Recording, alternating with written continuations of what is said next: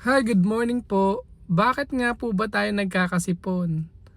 Alam niyo po yung ilong natin nagpo-produce po iyan talaga ng sipon ng konti para proteksyon sa alikabok, virus, bakterya, at kung ano-ano pa. Kasi tibo ba pagka humihinga tayo, either bibig or ilong, yung pasok ng hangin. Kapagka wala po tayo yung tinatawag na konting sipon or mucus, ang mangyayari po kasi dire-diretso po yung hangin papunta sa baga. Ang mangyayari nun, kung wala tayo ng konting sipon or mucus na yun, lagi tayong may infection sa baga.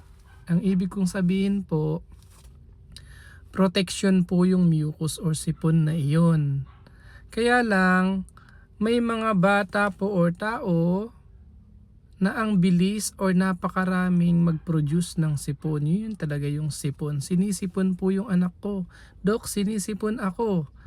Ibig sabihin po nun, yung mucus production nyo o yung sipon, ang dami. May nag-trigger po dun kasi kaya dumadami yung sipon. Nag-trigger, halimbawa po, allergic rhinitis, or naka-inhale ka ng alikabok, tapos matitrigger po yung pag-produce ng mas maraming mucus.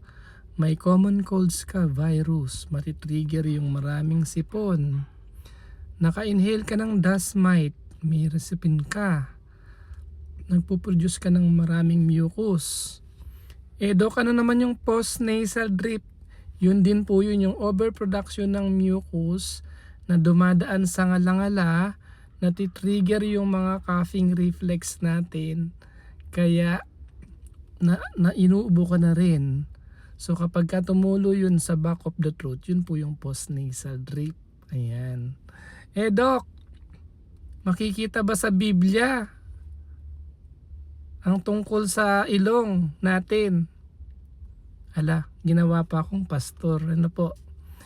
Totoo naman, sige na nga, sagutin na natin. Yung ilong natin ay napaka-importante, nabanggit din po yan sa Bible, sa Genesis 2:7. Check nyo na lang po.